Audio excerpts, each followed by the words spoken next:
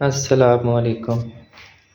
अच्छा फ्रेंड्स, जब मेरी लास्ट वीडियो दो आई थी डेडवेट टेस्टर पे क्रॉस फ्लोटिंग टेक्निक के ऊपर, तो उसमें मैंने सिर्फ आपको क्रॉस फ्लोटिंग टेक्निक करके दिखाई थी, जिसमें मैंने आपको एरिया निकालने का तरीका बताया था कि आप किस तरह इफ़ेक्टिव एरिया और विदाउट प्रेशर, जो कि ए रॉ के नाम से जाने जाते हैं, ए छोटा ज़ीरो होता है,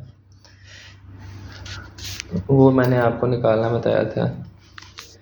तो डेडवेट टेस्टर जो पिछली बार मैंने कैलिब्रेट किया था, वो दोबारा मेरे पास आया है कैलिब्रेशन के लिए।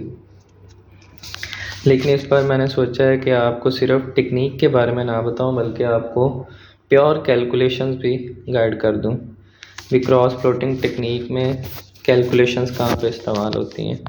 तो ये रेफरेंस डेडवेट टेस्टर है, ठीक है, जिससे हम एक रेफरेंस प्रेशर जनरेट करेंगे, और ये हमारा unit under calibration deadweight tester है, जिसका हम अभी इफेक्टिव एरिया कैलकुलेट करेंगे। तरीकाकार वही होगा, आप मेरी पिछली वीडियो देखिएगा जिसमें मैंने आपको क्रॉस फ्लोटिंग टेक्निक से एरिया निकालना दिखाया था। तो एरिया हमने वैसे ही निकालना है, सेम एज इट इज़। तो पिछली वीडियो देखेंगे तो आपको इफेक्टिव एरिया निकालने का तरीका मिल जाएगा। वो एक प्रेशर पे मैंने निकाल के दिखाया, आपने कम से कम 3 से 4 प्रेशर यूज़ करने हैं। मतलब लो पिस्टन के ऊपर आप 60 बार, 70 बार, 80 बार, 90 बार, इस तरह करके आपने 4 प्रेशर बनाने हैं। पहले 60 पे बैलेंस करें और एरिया निकालें, फिर 70 पे, फिर ऐसे 80 पे, फिर 90 पे, फिर 100 पे।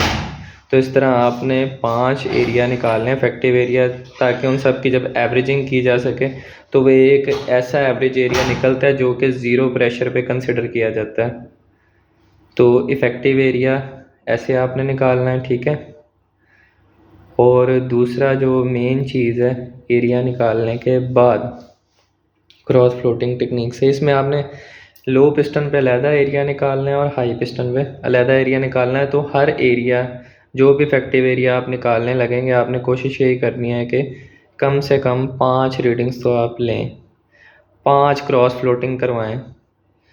एक प्रेशर 60 पे करवा लें, 70 पे करवा लें, 80 पे करवा लें, 90 पे करवा लें, 100 पे करवा लें, और ऐसे आप इफेक्टिव एरिया निकालते जाएं, ठीक है। और यहाँ पे 60 पे जो वेट आएगा वो नोट कर लें, डिस्कों के नंबर। 70 पे जो आएगी डिस्कें वो नोट कर लें, 80 पे, 90 पे, 100 पे, और ऐसे ही फिर फार्मूले में आप एरिया निकालते जाएं हर एक का। तो सबसे बेस्ट टेक्निक तो ये है कि इन दोनों के दरमियान में एक डिफरेंशियल प्रेशर आइटम यूज़ कर लें, जिससे आपको प्रेशर बैलेंस करने में आसानी हो। नहीं तो जैसे मैंने पिछली वीडियो में प्रेशर को बैलेंस किया है, फिर आपने भी वैसे ही प्रेशर को बैलेंस करने की कोशिश करनी है। डिफरेंशियल प्रेशर से ये होगा कि यहाँ से हमारा डेडवेट टेस्टर प्रेशर देगा, यहाँ से ये प्रेशर जनरेट करेगा, तो सेंटर में जब ज़ीरो प्रेशर हो जाएगा दोनों तरफ से, तो फिर हम कंसिडर कर लेंगे कि ये दोनों बैलेंस हैं। नहीं तो फिर दूसरा तरीका वही है जो पिछली वीडियो में आपको दिखाया है। तो ये इसकी डिस्क है हमारे यूयूसी की। इसमें सबसे मेन चीज़ें जो मैं पहले आपको बता दूं, जो कि अभी तो इतने ही फार्मूले मैंने लिखे हैं कैलकुलेशन से पहले, अभी मैंने मेन फार्मूला लिखना है प्रेशर कैलकुलेट करने वाला। तो बेसिक फार्मूला ये यूज़ करने हैं हमने, और इसके बाद आपके पास स्टार्ट करने से पहले ये अवेलेबल इन्फॉर्मेशन होनी चाहिए, ठीक है। तो ये यूयूसी के ऊपर लिखा हुआ है लो पिस्टन का एरिया और लो पिस्टन का प्रेशर। तो उससे मैंने लो पिस्टन का मास कैलकुलेट किया है एट 20 डिग्री, ठीक है। ये इसी तरह लो पिस्टन का मेजर किया और हाई पिस्टन का मेजर किया। हाई पिस्टन में एरिया उसने ये डिफ़ाइन किया है पिस्टन का, और उसका प्रेशर ये डिफ़ाइन किया है। तो इससे मैंने उसका हाई पिस्टन का भी मास डिटरमिन किया है इस ग्रेविटी के ऊपर, जो हमारे यहाँ पे चल रही है इस वक्त हमारी लैब में, ठीक है। तो ये कुछ चीज़ें मैंने कैलकुलेट की हैं और की यहाँ से हैं।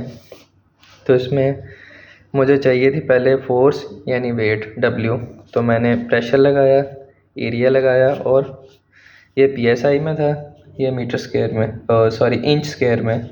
तो मेरे पास जो वैल्यू आई वो पाउंड्स में आ गई। मैंने इसको कन्वर्ट किया न्यूटन में, तो ये मेरे पास वेट की वैल्यू आ गई और mass is equal to W/G। तो मैंने ये निकाल के ये अप्रॉक्सीमेट पिस्टन का वेट निकाल लिया थ्रू कैलकुलेशंस। और ऐसे ही मैंने ये हाई पिस्टन पे भी यही तरीकाकार इस्तेमाल किए वेट निकालने के लिए। तो इसमें आपने चूँकि हर डिस्क का वेट मेजर करना है, तो ये तो मैं मेजर करूँगा सारा अलग अलग बैलेंसेस पे, जो कि हमारे प्रिसाइज बैलेंस हैं इधर पड़े हुए हैं। तो यहाँ पे मैं इनका वेट मेजर करूँगा हर डिस्क का इंडिविजुअल का। और इसमें पिस्टन का आपने अगर तो पिस्टन खोल के आप वेट मेजर करना चाहते हैं तब भी ठीक है, नहीं तो पिस्टन के ऊपर ये स्पेसिफिकेशंस होती हैं। तो ये इस पर स्पेसिफिकेशंस हैं, ये है 0.125 इंच स्क्वायर, ये एरिया है लो पिस्टन के लिए, और ये उसका प्रेशर है, अभी लो पिस्टन कितना प्रेशर बनाएगा। तो 10 psi प्रेशर आपके पास आ गया, एरिया आपके पास आ गया, तो आपने वेट कैलकुलेट करना है बाय फार्मूला जैसे मैंने किया है। और ये काफ़ी अप्रॉक्सीमेट ठीक आता है, ये तकरीबन तीसरे चौथे डेसिमल तक मेरी वैल्यू ठीक आ रही है। तो इसी तरह आपने हाई पे भी देख लेना, भी हाई पे 0.0125 इंच स्क्वायर और 100 psi, ठीक है। तो ये पिस्टन के ऊपर स्पेसिफिकेशन लिखी हैं, तो वहाँ से मैंने ये स्पेसिफिकेशन उठाई हैं और फॉर्मूले में लगाते हुए अपना अप्रॉक्सीमेट मास कैलकुलेट किया है, जो कि मेरे पिस्टन का बनता है 0.56774 kg, ठीक है। तो सबसे पहले आपने पिस्टन का मास निकालना है, जो सबसे ज़रूरी चीज़ है, और उसके बाद आपने इन सब का भी मास निकालना है बारी बारी, हर डिस्क को तोलना है और मास निकाल लेना है, जैसे ये है। तो मास पिस्टन किलोग्राम्स, यहाँ पे मैं ग्रामों में लिखूँगा और यहाँ पे किलोग्राम में बेसिक यूनिट में कन्वर्ट करता जाऊँगा। तो ये हमारा पहला स्टेप होगा इसका। इसके बाद दूसरा स्टेप जो आपने पहले देखा है, क्रॉस प्लॉटिंग टेक्निक यूज़ करते हुए एक इफेक्टिव एरिया निकालेंगे, और एक वो एरिया होगा एट सम प्रेशर, और फिर उन्हीं एरियाज़ में से एक एवरेजिंग करते हुए एक एरिया निकालेंगे जो कि एट ज़ीरो प्रेशर कंसिडर किया जाएगा। वो एक फार्मूले के थ्रू निकलता है, वो मैं आपको दिखाता हूँ फार्मूला वीडियो के एंड पे।